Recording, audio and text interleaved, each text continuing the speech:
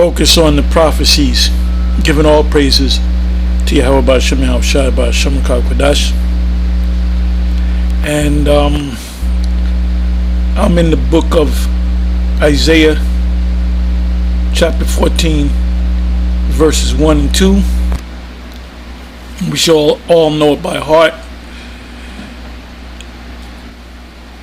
Let me read it.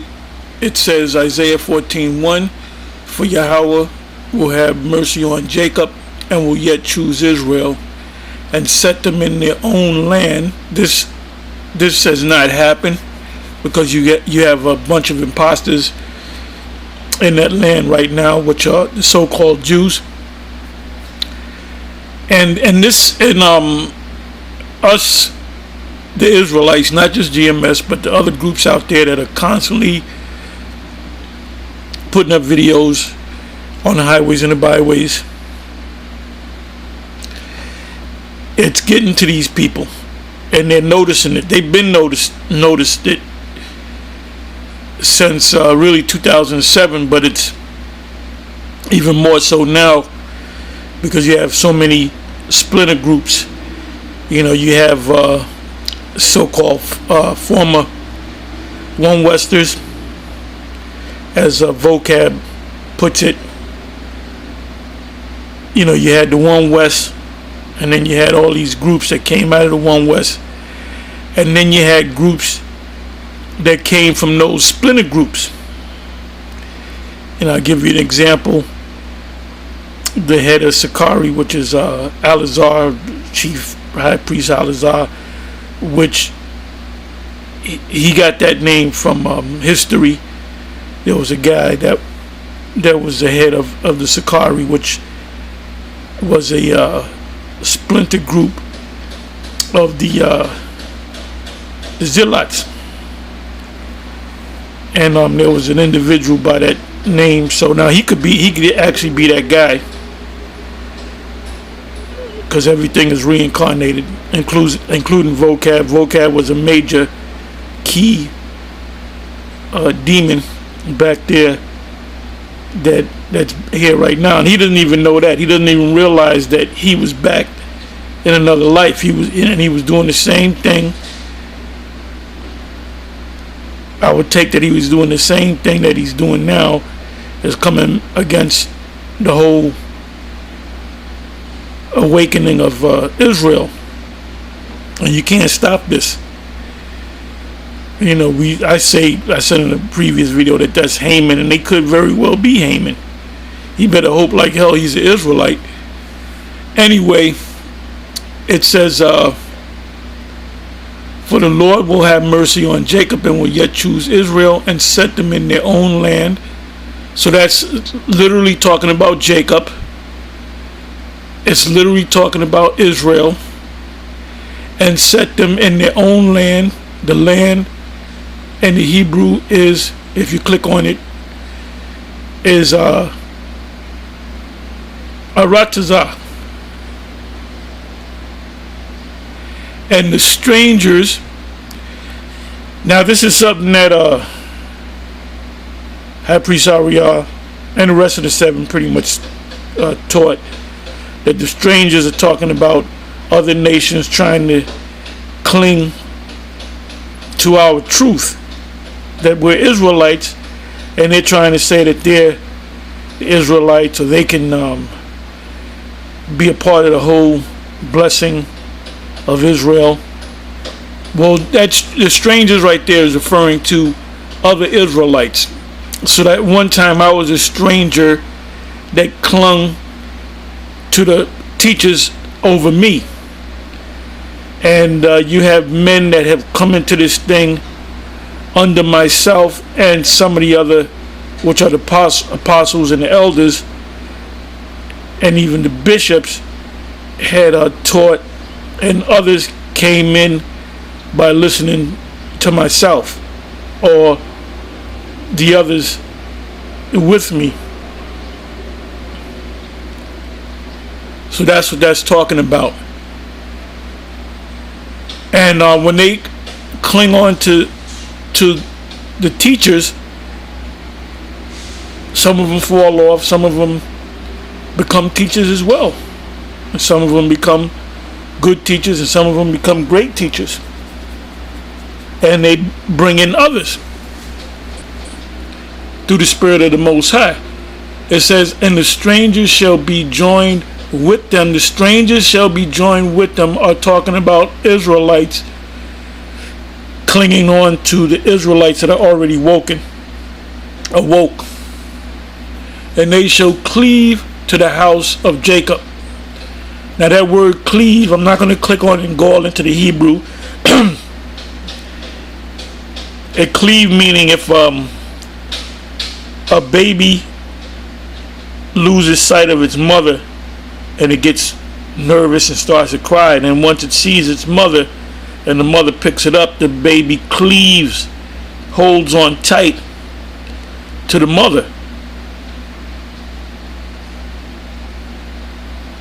So you that have come into this truth, you came in the same way that we came in. When we came into this thing, we got off running, man.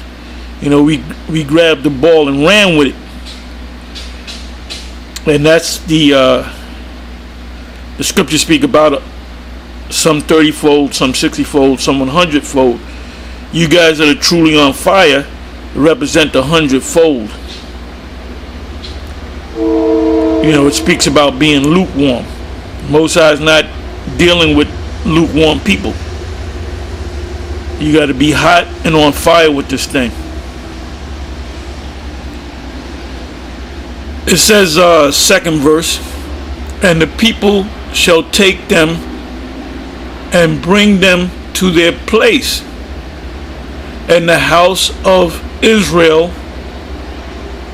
which is talking about the kingdom of Judah and the kingdom of Israel, northern kingdom and the southern kingdom coming back together. That's why it says in either Jeremiah 50 or Jeremiah 51, somebody can put it in the description box. It says Judah and Israel were oppressed together. Well, in the ancient Babylon, there was a separation.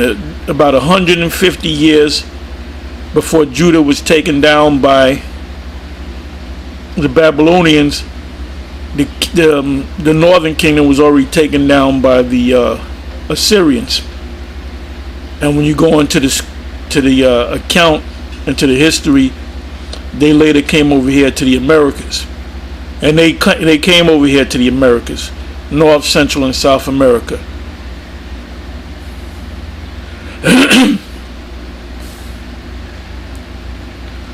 And because when Columbus encountered the peoples of America, North, Central, and South America, ultimately the white man, which are the Edomites, the people that they encountered were Israelites, were the kingdom, the northern kingdom, the kingdom of Israel. So we're coming together now. So we're all together. You got Judites that have married and had children with Ephraimite women, with Simeonite women, with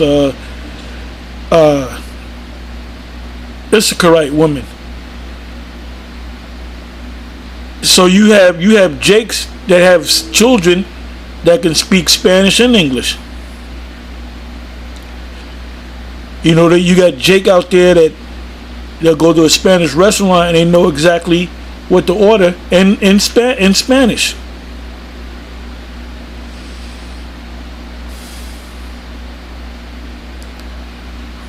So we are oppressed together. It says, and the people shall take them and bring them to their place, and the house of Israel, both the northern and the southern kingdom, shall possess them. Who's the them? The other nations, starting with Esau, in the land of the Lord, which is the land of Israel. That's going to be the headquarters of the planet, for servants and handmaids, and they shall rule, and they shall take them captives, whose captives they were, and they shall rule over their oppressors. I'll read the third verse. And it shall come to pass in the day that the Lord shall give thee rest from thy sorrow and from thy fear and from the hard bondage wherein thou was made to serve. And that's referring to this captivity, the last captivity, when we were taken over here against our will to serve the so-called white man in America. And at the same time, you had so-called white people, which are Spaniards, conquistadors. They conquered the other tribes.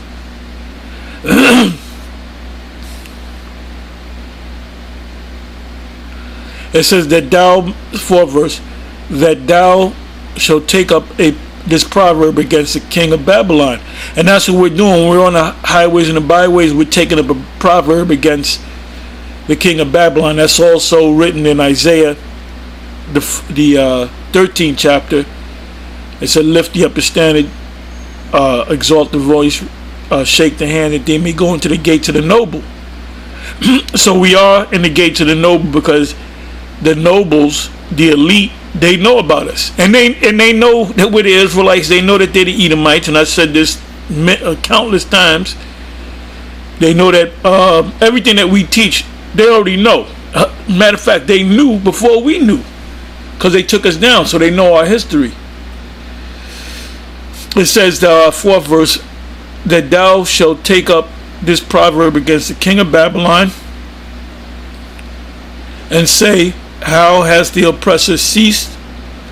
The golden city ceased. The golden city represents Esau society, and the headquarters would be Babylon the Great, which is America.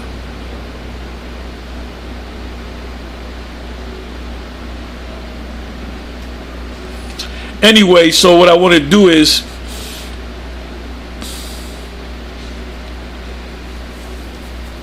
I went to the commentary. I put in Isaiah 14 verse 2, and I put in a commentary.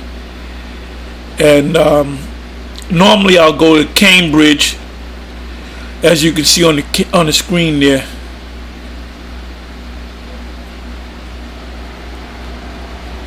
I'll go to Cambridge,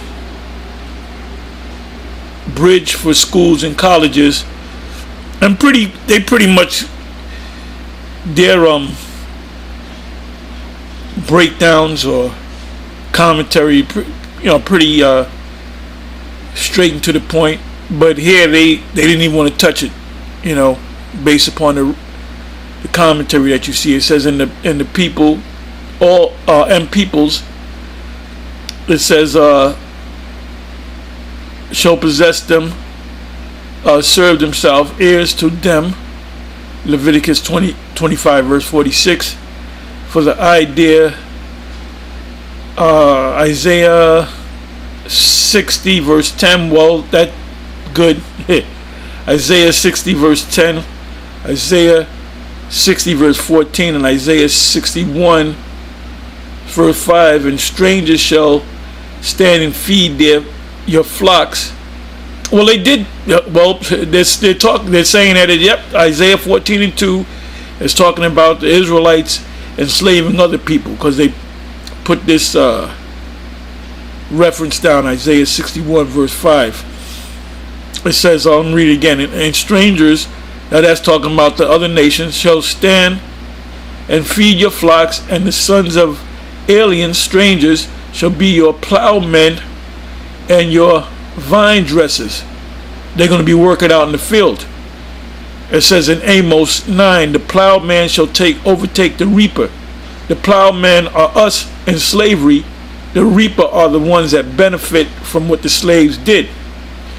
If you worked out in the field and you picked cotton, or you gathered grapes and stomped the grapes, the benefit went to the master.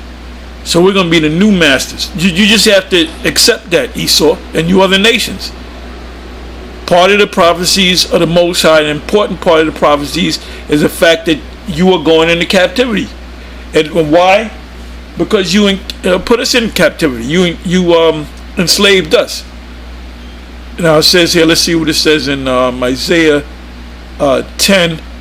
All I'm doing is putting the cursor on these precepts right here. It says Isaiah 60 verse 10, and the sons of strangers shall build your walls, and that's in the kingdom. We're going to have nations. We're not going to lift the finger to do anything, man, because we're going to be in our kingly state. And the sons of strangers shall build up your walls, and their kings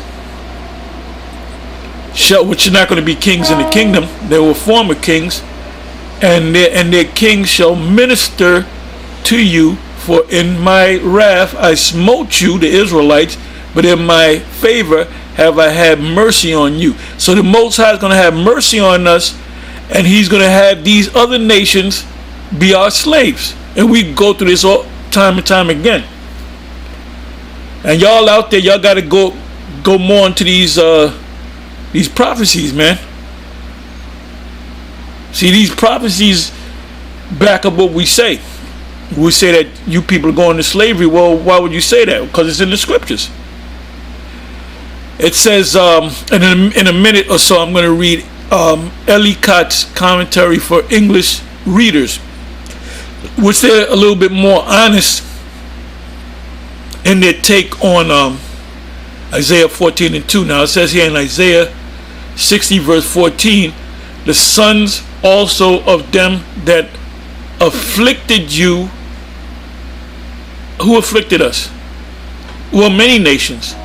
The last nation that afflicted us are you so-called white people. You're in the power seat now. You are the Edomites. You are the Edomites. The Edomites were not done away with. Vocab Malone. You don't understand the scriptures, or you're in denial. And I'm not talking about a river in Egypt. It says the sons also of them that afflict, bending to you. That's a sign of slavery. Oh, there's a picture, and I got it somewhere in one of my computers. I got four computers, because I get my computers break down, and I got a brother. I'll say a brother that fixes the computer. So, anytime a computer breaks down, I'm gonna fix it. I'm gonna ride the computer till the wheels fall off. And some of these computers that I use, the wheels have fallen off many a times, and I just put new wheels on it through the brother. He's higher than the brother. He has a higher rank. I'm just going to use the term brother. Anyway, it said the sons also of them that afflicted you. You can't get around this, Esau. This is why you demonize us, because you can't deal with us when it comes to these scriptures. You can't deal with us when it comes to these scripts. That's a topic for Apostle Rhymelab. You can't deal with it. And vocab, you definitely can't deal with us and your crew. So what do you do? You find a story of some guy that bugged out, shot a bunch of people up, and he might have been a part of a Israelite school or whatever, maybe 10 years ago, and you see he's an Israelite. So that's all you can resort to, vocab Malone, is demonizing us. It said the sons also of them that afflicted you shall come bending to you, and there's a picture of vocab Malone bending to me. So if anybody got the picture, I got it, like I said, I got it in one of these computers. So he's already ready to go into slavery. Like I said, you better hope like hell. As I told you face to face, I said the only hope you have is that you're Israelite. It says, bending to you, and all they that despise you, all you Karens out there, shall bow themselves down at the soles of your feet, and they shall call you the city of the Lord, the Zion means monument of the Holy One of Israel. And that's what they're going to ultimately do. You're going to find out that we're the Israelites, and you're going to find out that you enslaved the people of the Most High. You didn't just enslave any old people.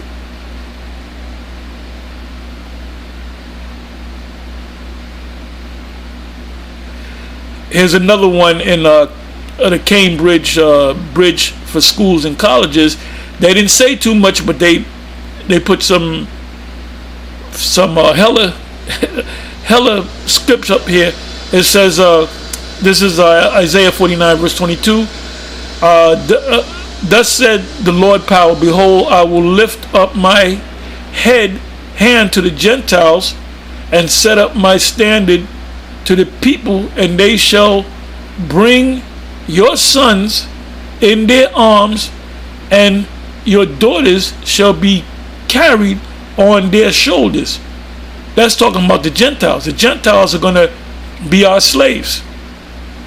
So these are very good precepts, but Cambridge didn't make a lot of commentary. They just hit the scriptures.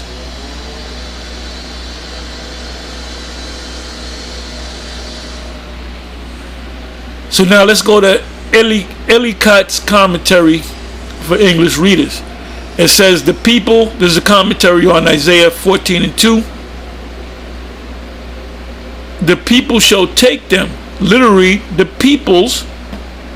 It says in Ezra 1 verse 1 to 4, it says, now in the first year of Cyrus king of Persia, that the word of the Lord by the mouth of Jeremiah might be fulfilled, the Lord stirred up the spirit of Cyrus king of Persia, that he made a proclamation throughout all his kingdom, and put it also in writing, saying, now that basically he said that the kingdom of Judah, or the people of Judah, which consists of Judah, Benjamin, Levi, and some of the other tribes, were to build up the temple because it was destroyed.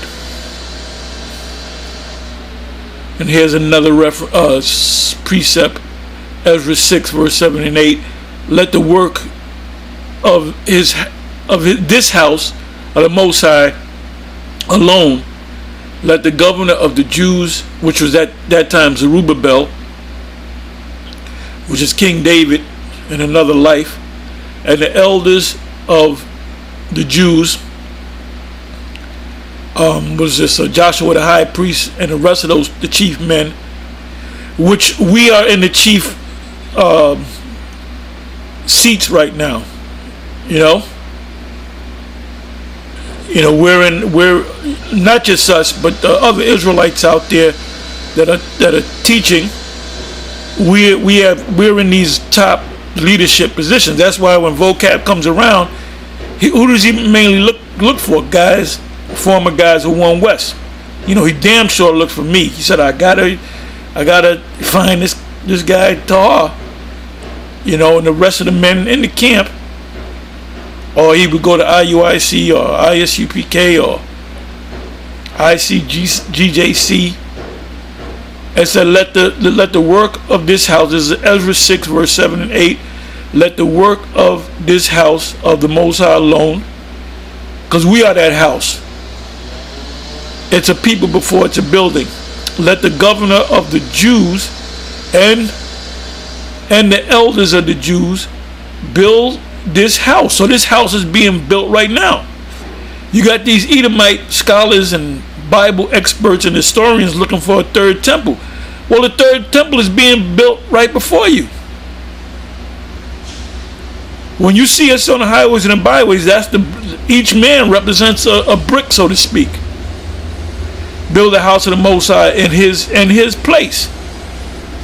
It says, let me read more of this Ellicott's commentary. It said, we have what answered in a measure to the picture thus drawn, but here as elsewhere the words paint an ideal to which there has been as yet no historical reality fully corresponding. Let me read that again. The words paint an ideal to which there has been as yet no historical reality, meaning that we don't have no records of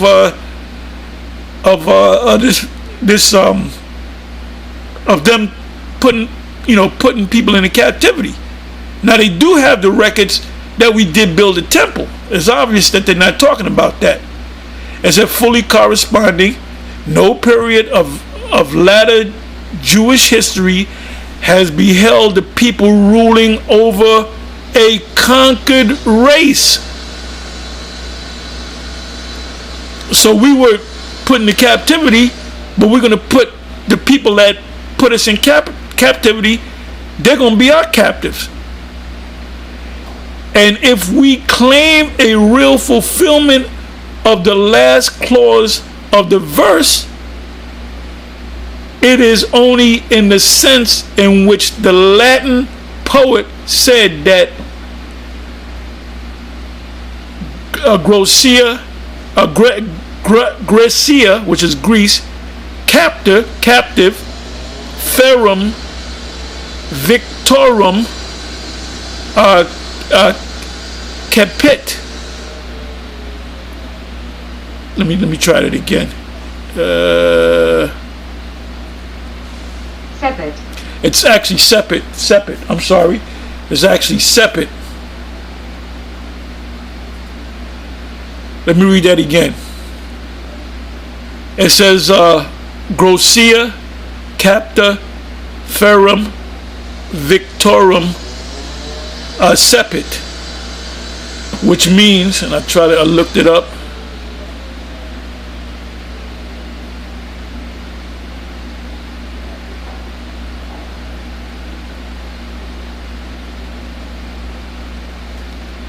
Bear with me for a minute. Okay, it says here that what I just read, that Graecia, capta, ferum, victorum, sepet, which is Latin for once defeated, and we were defeated, Greece conquered its savage captor. So the Greeks were defeated, but the Greeks came back into power and put in captivity the people that put them in captivity. So that's an old Latin saying.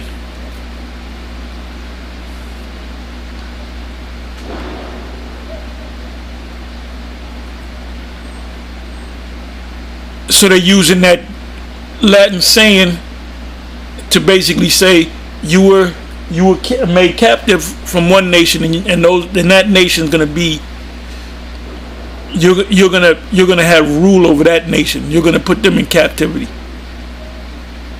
And what did they say? They said no period of later Jewish history has beheld the people ruling over a conquered race. And we are that conquered race, that conquered nation. It goes on to say, and I'm almost finished. It said the triumph of Israel has so far been found in that of its leading ideas, and in the victory of the faith of, it says Christ right here. So they're saying, when you read the rest of these commentaries, they pretty much say, we're going to rule in Christ, and the Israelites are really the body of believers and not real Israel. No. When you read Isaiah the 14th chapter in the 2nd verse, it's talking about we were enslaved by a nation, and we're going to enslave that nation. And that's not talking about the ancient Babylonians, because the Medo-Persian Empire took them down.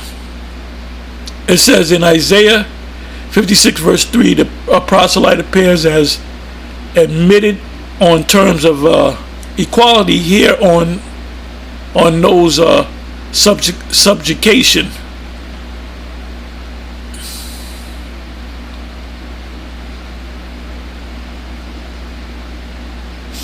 Anyway, I didn't read the rest of these.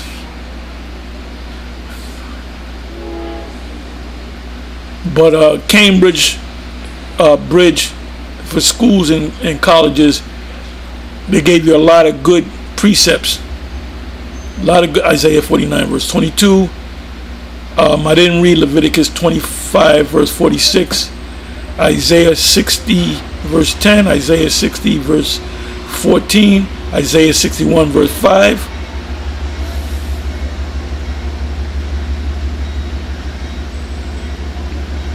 So anyway, I'm gonna say shalom.